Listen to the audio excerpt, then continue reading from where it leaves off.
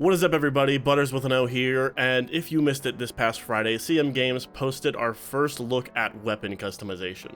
This system looks and seems to be very in-depth. They did only show the SVD, but we're seeing different barrels, we're seeing multiple different dust covers for this, we're also seeing different rail mounting systems, and the ability to actually change the stock on just this single weapon. My assumption here is that this is going to be a system that is available for all current and future weapons once this update comes out. However, there are farther implications that I don't think many are thinking of, and I kind of want to discuss how far-reaching this system could potentially go in the game. The first thing I want to talk about is how this is going to affect the loot pool. The loot pool is obviously going to get bigger, but since we have this system, this gun building or gunsmithing system, there are going to be things that we are going to find out in the radius that we couldn't get before. However, I do think there will also be parts that we are not going to see in the radius. For example, the pool that I think we are going to get added is probably going to be grips, whether that be additional to the frontal or the actual grip of the weapon. We will probably see the butt stocks, or any stock for that matter, and we will probably see dust covers. And the only reason these three are really being included, or I guess technically it is four, is because we already see the Bison and the AK when you get a stashed version of it, as well as the G36C, missing stocks or dust covers at this point in the game.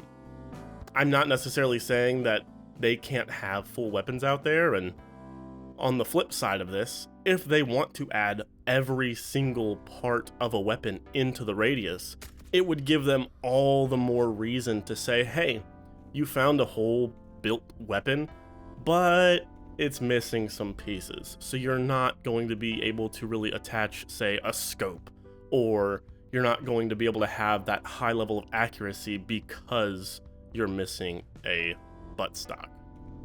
Let me know in the comments below, would you prefer to have what we have now where you get a G36C that doesn't have a butt stock and then you have to find that in the radius? Or would you rather, on top of that system, having the ability to find every single piece of a weapon out in the radius, minus, say, suppressors and lasers or flashlights that are like additional? If you were paying attention, you probably already know where this is leading with number 2. That is going to be stats. Stats are going to be switching up drastically if this system is implemented across the board and is mix and matchable.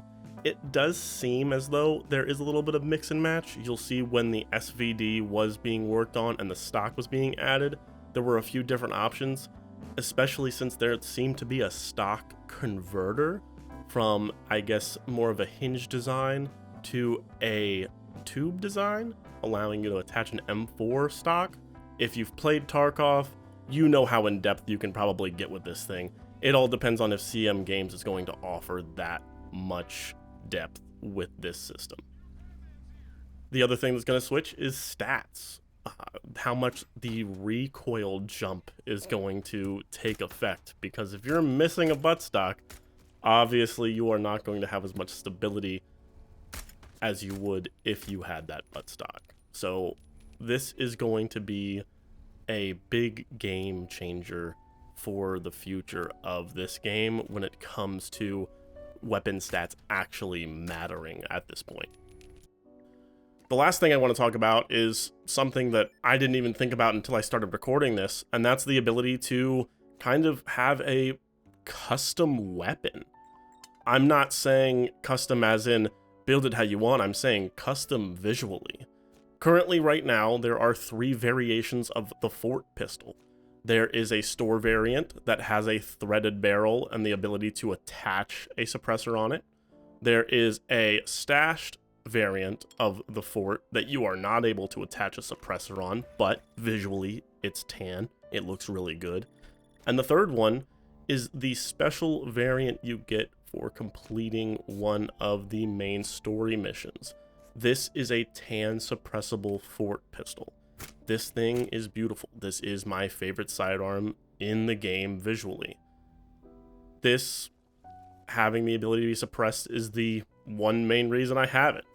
But there is not a weathered variant of the Glock currently, and I would prefer to use the Glock rather than the fort. But you are going to be able to change that much quicker now. You're not going to have to wait to get a specific variant of a weapon to be able to make the variant that you want.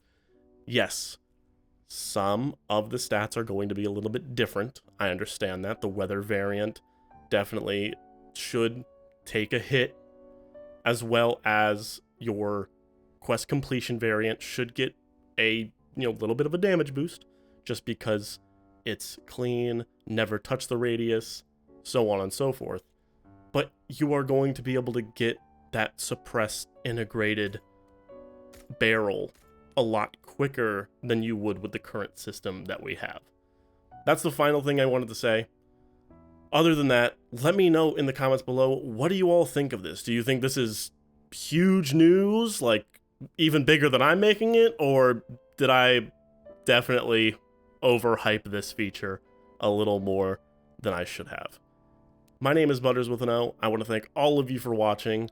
Please like, share, subscribe, and I will see all of you in the next video.